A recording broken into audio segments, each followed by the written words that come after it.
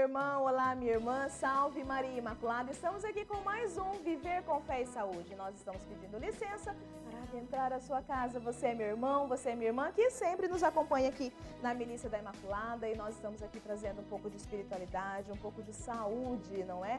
Para a casa de cada um de vocês. E como sempre, iniciamos o nosso programa nos colocando nas mãos da Mãe Maria, o nosso programa, tudo aquilo que está em seu coração, né? Porque Deus sabe exatamente o que é que está no coração de cada um de nós. E queremos também, nessa entrega do nosso programa nas mãos de Nossa Senhora, queremos colocar também por todos os nossos governantes e os brasileiros, para que nesse ano de eleição possamos votar em um representante digno, de fato, de nos representar, não é? Vamos colocar então nas mãos da nossa mãe? Ave Maria, cheia de graça, o Senhor é convosco. Bendita sois vós entre as mulheres, e bendito é o fruto do vosso ventre, Jesus. Santa Maria, Mãe de Deus, rogai por nós, pecadores, agora e na hora de nossa morte. Amém.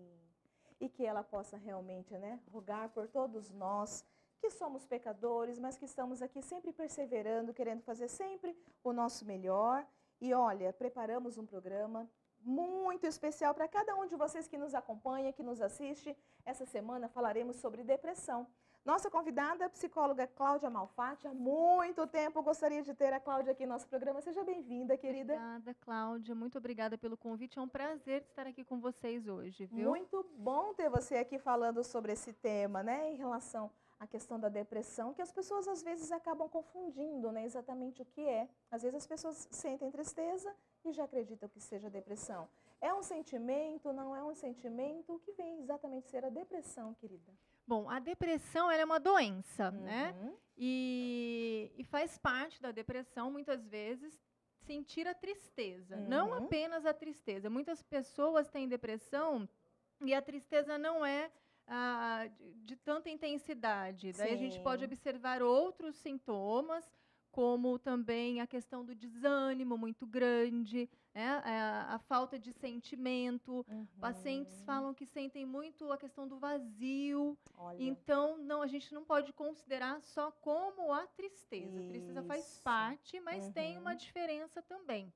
A tristeza, ela dura horas e dias, né? Então, tem que tomar muito cuidado em considerar que uma tristeza duradoura seja apenas uma tristeza, pode ser um quadro de depressão. Então, são questões mesmo que o médico psiquiatra, um psicólogo pode diagnosticar, é uma análise clínica.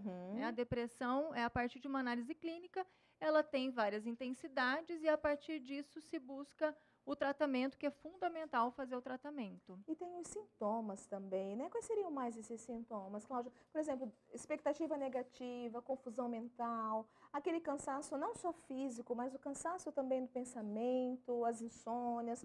É tudo um apanhado. Embora, gente, a gente não está querendo dizer que se você estiver sentindo tudo isso, você esteja com depressão, como a Cláudia colocou.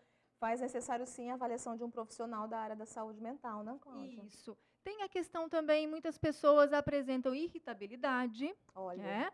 Um outro ponto também que chama atenção, que é muito frequente na depressão, a pessoa ela deixar de sentir prazer em algo que ela sentia. Olha. Então, é uma questão também. Alteração do apetite, alteração no sono. Então, assim, ou apetite elevado, ou a falta de vontade, o sono também, ou um sono intenso, ou também a insônia. Então, são várias questões que podem, que a gente considera que a pessoa está num quadro, que apresenta um quadro depressivo. Pode acometer. Nem qualquer pessoa pode estar sujeita a ter depressão, Cláudia? A gente fala que não, muitas pessoas pensam assim, que só aquelas pessoas frágeis, né, que têm depressão. Mas não, pessoas alegres, otimistas também podem vir a apresentar um quadro depressivo. A depressão, ela tem a questão da genética, né, e fatores socioambientais. Não significa que todo mundo que tem uma predisposição genética vai desenvolver. Então, são fatores ali que fazem com que essa depressão ocorra. Então, a gente fala sempre da importância mesmo. Existe mitos, né, de que a pessoa basta ter força de vontade. A depressão é uma doença. Então, não é só força de vontade. Ela tem que também, tem a questão química, que tem que ser tratada com a medicação, tem a questão emocional, que vai ser tratada com um psicólogo. Tem também, muitas pessoas têm o hábito de falar, né, a depressão é doença de rico. Então, como se fosse uma frescura, isso, como se fosse uma frescura. Então, são situações que às vezes até dificultam a pessoa a buscar ajuda. Olha. Né? É bem complicado e é algo muito sério, é importantíssimo até abrir esse espaço para falar sobre isso. Exato. Até porque as pessoas, até para poder ajudar, não fazem, claro, por maldade, mas para poder ajudar, sabe que a pessoa foi acometida por uma depressão, fala, vai caminhar, você só fica dentro de casa, vai fazer alguma coisa, vamos dançar, vamos fazer isso.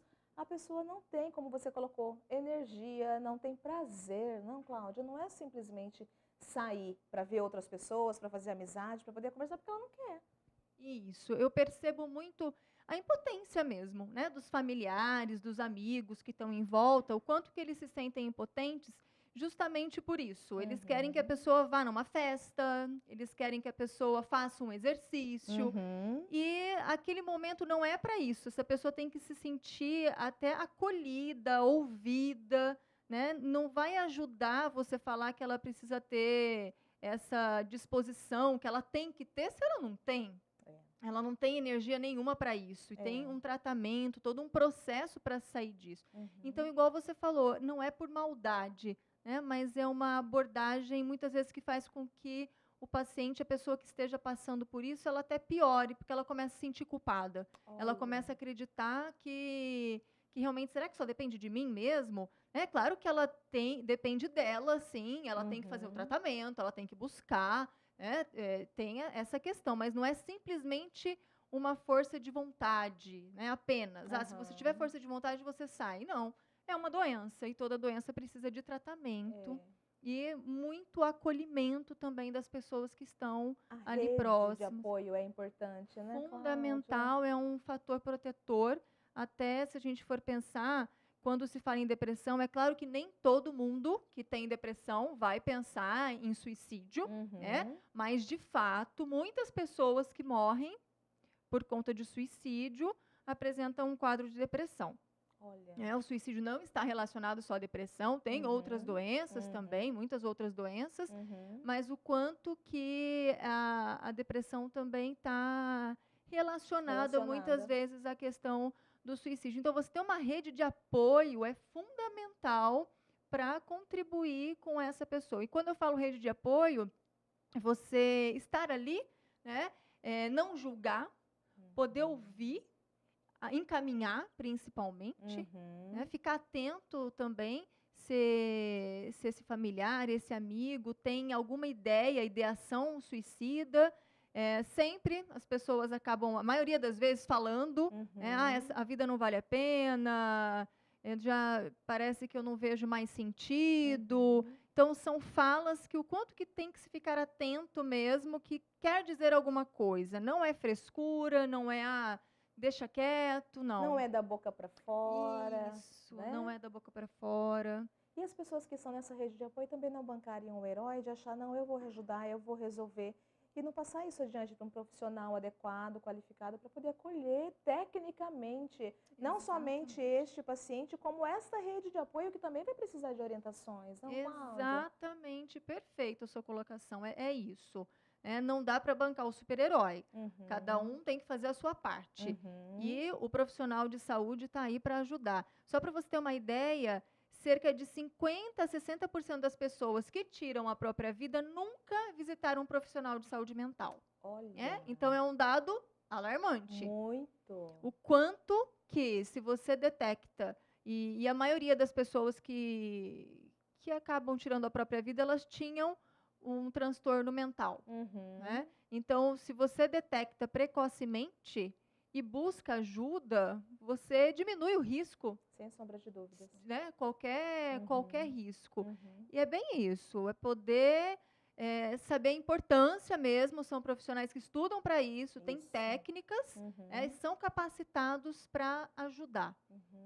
A pessoa que é acometida por depressão, ela ainda que não foi diagnosticada, ela consegue enxergar? Ela consegue perceber essa diferença toda? Ela consegue sentir e observar que está diferente, que não está legal, ou ela vai entrando naquela questão mesmo do mutismo, do individualismo, e não se percebendo também? Porque às vezes é só quem está fora que está percebendo, tem umas atitudes que ela está diferente. Por que será que ela está assim? A pessoa ela pode não ter noção que seja depressão, Ok. mas nós sabemos muito, assim, temos percepção sobre a gente, né? Uhum. Quando algo está errado, quando tem alguma mudança, se você Uhum. começa a sentir necessidade de se isolar, ou se você começa a perceber que você está irritado por tudo. Uhum. Então, nós sabemos, nos conhecemos e sabemos quando tem alguma coisa errada. A questão é que pode ter a resistência e a negação de que pode Olha. ser uma depressão, por exemplo, ou alguma outra coisa que tem que ser investigada. Então, é isso que nós temos que tomar cuidado mesmo. Uhum. É você poder se perceber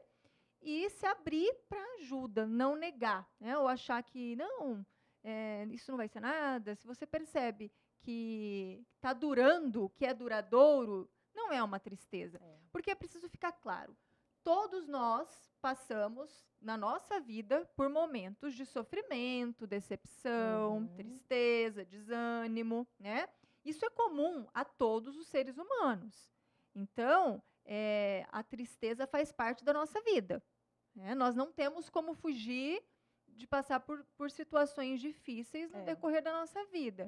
É importante saber administrar essas frustrações, essas decepções, e também perceber quando que é uma tristeza e quando não é. Na dúvida, procura um profissional que ele vai saber fazer uma avaliação clínica. Então, por exemplo, a tristeza, ela dura horas e dias. A depressão são semanas e meses, né? Normalmente, quem está triste tem a autoestima preservada. Na depressão, não. Quem está triste, dificilmente vai pensar em suicídio. Na depressão, é muito comum. Né? Então, tem questões. Quem está triste, em determinados momentos, consegue até sorrir. Né? Na depressão, muito difícil. Então, quem está triste consegue também, de certa forma, não compromete tanto as atividades diárias. Na depressão, normalmente, compromete muito. É claro que tem intensidades, tem muitas pessoas que têm depressão e estão aí trabalhando, né? Tem as intensidades também. Mas, no geral, só para ficar um pouquinho essa diferenciação mesmo, do que é uma tristeza comum e do que já parte para uma depressão. Até para que as pessoas não achem, né, que tudo que é de tristeza, às vezes aconteceu algo e está triste, mas eu estou com depressão. E não necessariamente assim, para você não ficar se autodiagnosticando, a não ser que um profissional qualificado possa dizer. Isso daí você me faz lembrar da questão do luto. Né? Sim. Uma pessoa em luto, é claro que pode ter esse luto prolongado, que pode vir a desenvolver uma depressão, né, num luto complicado, mas assim, no geral, no luto não tem como você não ficar triste. Né? Então, você me fez lembrar dessa questão, da tristeza também esperada ali, natural, durante processos de perda, que você vai sentir, precisa entrar em contato até para refazer a vida, para dar um outro sentido, ressignificar. Ressignificar aquele momento tão difícil que, de fato, perder alguém, perder algo, perder um emprego, né? Não deixa de ser um luto também, não, Claudinha? Exatamente. E a depressão, ela pode, né, atingir criança, adolescente, adulto, idoso. Então, tem algumas características. Então, o adolescente, sempre a mudança de comportamento em criança, adolescente. O adolescente ele tende a ter o retraimento social, a irritabilidade. O idoso, ele se isola, ele começa a não querer ter muito contato com a família. Assim como adulto. Assim como adulto. Então, começa a se sentir inútil, o idoso, né? No caso de já estou ficando velho, já não sirvo para muita coisa. Então, são questões que precisa tomar cuidado. E na criança? Na criança, a mudança de comportamento, baixo desempenho escolar, assim como no adolescente também. Autoestima quando tem problema de autoestima baixa. E a criança, a irritabilidade também é muito presente. Normalmente não é a tristeza, a criança fica uma criança irritada. Entendi. São situações que... E uma criança elétrica, que pode ter sido, de repente, ela é até confundida, né, achando que é hiperatividade, alguma coisa assim, mas às vezes pode ser uma depressão. Isso tem que ser avaliado, né? Normalmente se fala assim, baixo desempenho escolar, se tem alteração no sono, comportamento de irritabilidade, são questões para se olhar que pode ter um quadro também de depressão. E aí, a principal causa, no caso, a depressão, Cláudia, depende também da questão da idade, geralmente tem, porque criança também tem depressão, como você está dizendo, né? E criança também pode ter ideação suicida também, né? Sim, exatamente.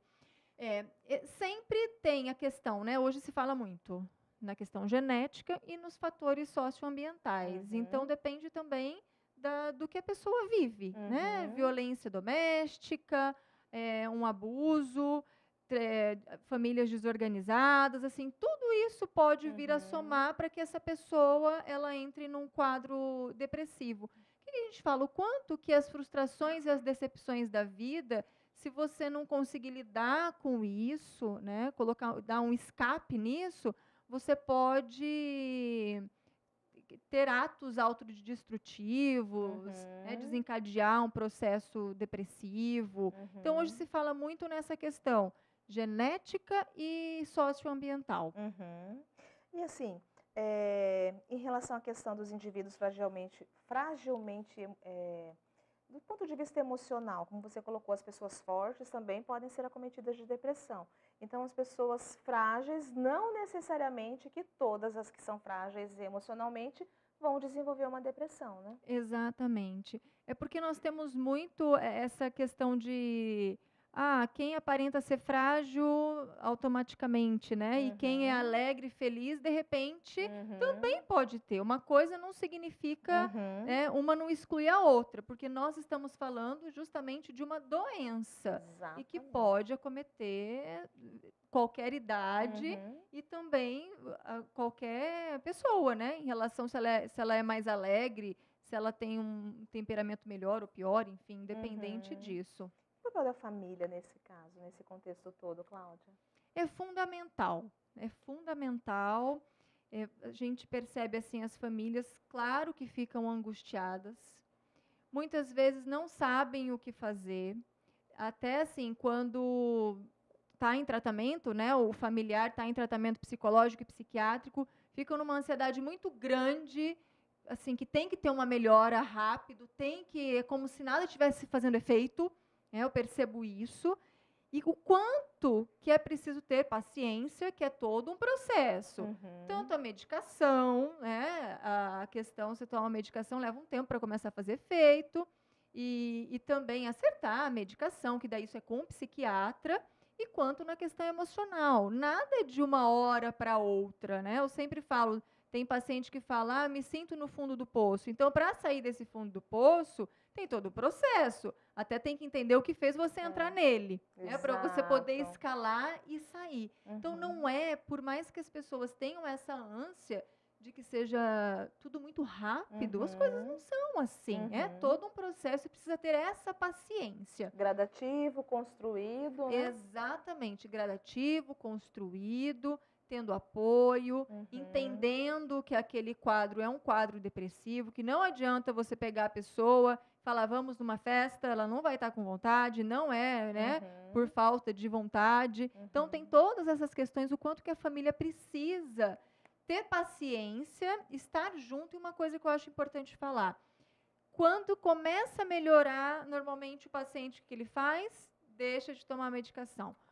Então, eu vejo assim, ou tem muita resistência para começar a tomar medicação, né? Ou, quando começa, melhora um pouquinho e para. E isso não é recomendado de jeito nenhum. É o médico psiquiatra que vai te falar, né, por quanto tempo. A medicação, normalmente, ela é retirada aos poucos, não é de uma maneira, assim, do nada. Então, o quanto que também esse tipo de atitude do paciente, de não aderir ao tratamento, é um fator complicador para piora. Então, ele está melhorando, ele pode piorar, né? A tendência é piorar se ele parar o tratamento no meio do caminho. A adesão ao tratamento é tão importante quanto o paciente não se automedicar, né? As duas questões aí que, na realidade, pesam bastante acerca de um paciente que faz tratamento não só para depressão, mas para qualquer outra doença, para qualquer outro tratamento medicamentoso. Mas a gente vai voltar falando nisso no próximo bloco. Agora nós precisamos ir para um breve intervalo. Porém, eu quero deixar assim para vocês, se você quiser realmente também dar sugestões de pauta aqui para o Viver com Fé e Saúde, você pode ligar no 3349-1015 em horário comercial e dizer, olha, eu gostaria muito de ouvir determinado assunto. Nossa produção toda vai com todo carinho em busca desse assunto para a gente poder trazer aqui para você, porque você, Milit, é que na verdade faz parte, né, dessa família, que possibilita com que a gente possa continuar aqui no ar para todos vocês. Vamos para o intervalo e voltamos já já com Viver com Fé e Saúde.